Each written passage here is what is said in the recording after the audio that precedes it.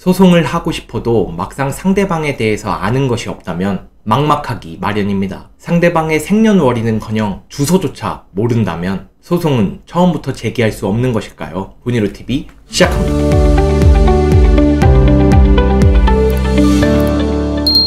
안녕하세요. 훈이루TV의 김기훈 변호사입니다. 자, 오늘은 소송을 제기하고 싶은데 상대방의 주소, 생년월일, 심지어 이름도 몰라서 소송을 포기하시거나 소송을 주저하고 계신 분들을 위해 영상을 준비했습니다. 우리가 일반적으로 생각해 보더라도 상대방의 주소 정도는 알아야 소송을 제기할 수 있지 않을까 생각이 됩니다. 그런데 친구나 지인의 주소까지 정확히 알고 있는 경우가 당연한 것은 아닙니다. 그러니까 이렇듯 주소를 모르는 경우가 상당히 많을 것인데 전혀 소송을 제기할 수 없느냐, 이런 질문이 들 수밖에 없을 것입니다.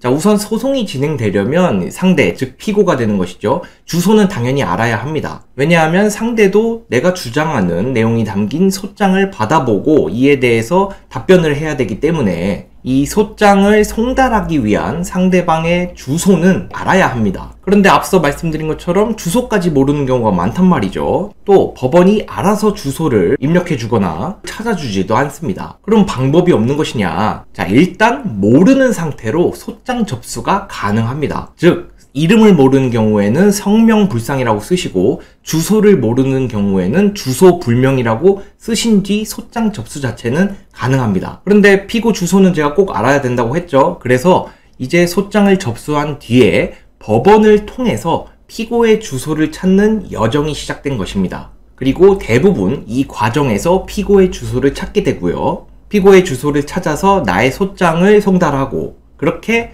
이제 소송이 시작되는 것이죠. 자, 여기서 핵심은 이름과 주민등록번호입니다. 이름과 주민등록번호만 우리가 알아낼 수 있다면 법원에서 나오는 보정명령이라는 게 있습니다. 이것을 통해서 우리가 가까운 주민센터에 가셔서 그 피고의 주민등록 초본을 발급받으실 수 있습니다. 우리가 주소지를 옮기면 전입신고를 해야 되잖아요. 그래서 그런 전입신고한 내역들이 모두 담긴 주민등록 초본을 통해서 피고가 마지막으로 전입신고한 곳, 즉 최후 주소지를 알 수가 있습니다. 그런데 이름은 그렇다 치더라도 주민등록번호는 내밀한 개인정보죠. 그렇다 보니까 이것을 알아내는 것이 쉽지가 않습니다. 법원을 통해서 이를 알아내는 방법이 있습니다. 그래서 그 부분을 제가 간단하게 말씀을 드리도록 하겠습니다. 자, 첫 번째, 전화번호를 알고 있는 경우입니다. 아무래도 전화번호를 알고 있는 경우가 가장 일반적이고 가장 많은 경우에 해당합니다. 왜냐하면 소송을 제기할 정도라면 어떠한 관계가 있었을 가능성이 높고 그 과정에서 전화번호 정도는 서로 교류를 했을 가능성이 높습니다.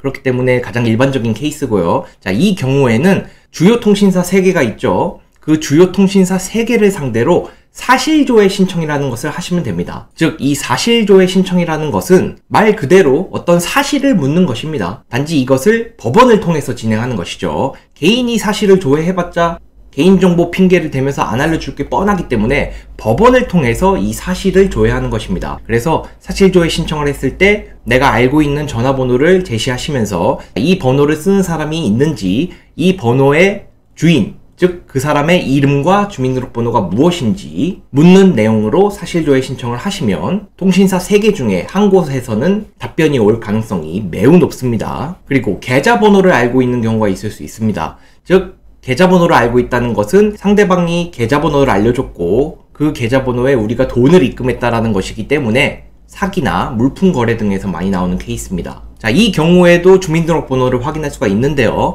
내가 입금한 계좌의 은행이나 증권사를 상대로 금융거래정보 제출명령 신청을 하시면 됩니다. 이 금융거래정보 제출명령 신청이라는 것은 앞서 말씀드린 사실조회 신청이랑 비슷하게 금융거래 정보를 제출해달라는 것인데, 금융기관은 아무래도 거래 내역이라던가 이런 것들이 더 내밀한 영역이거든요. 그래서 금융거래정보 제출 명령 신청을 해야 답변해주는 경우가 더 많습니다. 즉, 사실조회 신청을 하면 이런저런 핑계를 대면서 주지 않을 가능성도 있습니다. 그래서 금융거래정보 제출 명령 신청을 하시는 것이 가장 확실하고, 여기서도 계좌번호를 제시하면서 해당 계좌번호의 예금주 이름이 무엇인지, 그리고 그 예금주의 주민등록번호가 무엇인지 물어보시면 답변이 올 것입니다. 그리고 아이디나 이메일 주소를 알고 있는 경우가 있을 수 있습니다. 이는 당연히 온라인 거래에서 많이 나오는 케이스인데요. 이 경우에는 해당 사이트를 또는 해당 프로그램 등을 운영하는 회사를 상대로 사실조회 신청을 하시면 됩니다. 그 아이디의 소유자 이름이 무엇이고 주민등록번호가 무엇인지 묻는 내용으로 사실조회 신청을 하시면 됩니다. 그리고 사업자 등록번호를 알고 있는 경우가 있을 수 있습니다. 자, 이는 물품거래나 용역 등에서 많이 나오는 케이스인데요. 이 경우에는 세무서를 상대로 과세정보 제출 명령 신청을 하시면 됩니다. 이 신청이 조금씩 다른데 저는 자주 하는 신청이다 보니까 이런 용어들이 익숙한데 용어가 좀 어려울 수 있습니다. 이 과세정보 제출 명령 신청이라는 것은 말씀드린 금융거래 정보처럼 과세정보, 세무서가 가지고 있는 정보는 과세정보에 해당하거든요. 그래서 과세정보 제출 명령 신청을 하시면 가장 확실합니다. 그리고 내용은 우리가 알고 있는 사업자 등록번호를 제시하면서 그 사업자 등록번호의 사업자 대표 이름 그리고 주민등록번호가 무엇인지 답변해 달라고 하시면 됩니다. 그리고 형사사건이 얽혀있는 경우가 있습니다. 분쟁이 형사까지 번진 경우인데 합의가 되었다면 이렇게 우리가 굳이 민사소송을 하려고 하지 않겠죠. 합의가 안 됐을 경우에 나오는 케이스입니다. 자, 이 경우에는 우리가 해당 사건 번호를 알 가능성이 높거든요. 그래서 해당 경찰서나 또는 검찰청 상대로 사실조회 신청을 하시면 됩니다. 만약 경찰 단계에서 수사가 진행 중이라면 경찰서, 검찰로 넘어갔으면 검찰청을 상대로 사실조회 신청을 하시면 됩니다. 여기서는 해당 사건이 무엇인지 특정이 되어야 되기 때문에 사건 번호를 알고 있다면 사건 번호를 제시하시고 사건 번호를 모르신다면 되도록 구체적으로 명시를 해주셔야 피의자 이름과 주민등록번호를 알 수 있습니다.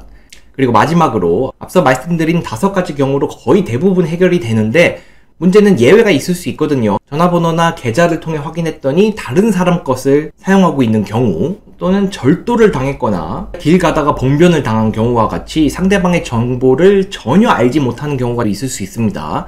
이런 경우에는 가능하다면 형사고소를 진행하시는 것을 추천드립니다. 왜냐하면 형사고소가 이루어지게 되면 아무래도 수사기관은 우리가 앞서 확인한 5가지 경우보다 더 다양한 방식으로 신원조회가 가능합니다. CCTV를 확인한다거나 직접 수사를 개시하면서 이런저런 정보를 찾을 수가 있거든요. 물론 이 경우에는 당연히 범죄가 발생한 시점이나 장소를 잘 설명해야만 수사기관이 피의자를 제대로 특정할 수가 있겠죠. 그래서 그런 정보를 제공하시면서 형사고소를 진행한다면 우리가 전혀 알지 못하는 상대방에 대한 정보를 확인할 수 있을 것으로 생각됩니다. 자, 오늘은 이렇게 상대방에 대한 정보를 알지 못할 때 소송을 제기하는 방법에 대해서 말씀을 드렸는데요. 대부분의 사건은 제가 말씀드린 방법 6가지를 통해 피고의 이름과 주민등록번호를 확인할 수 있기 때문에 상대방의 정보를 모른다고 해서 소송을 포기하시거나 주저하지 마시고 소송을 제기해서 본인의 정당한 권리를 행사하시기 바랍니다. 오늘도 영상 시청해주셔서 감사드리고 다음 영상으로 찾아뵙도록 하겠습니다. 감사합니다.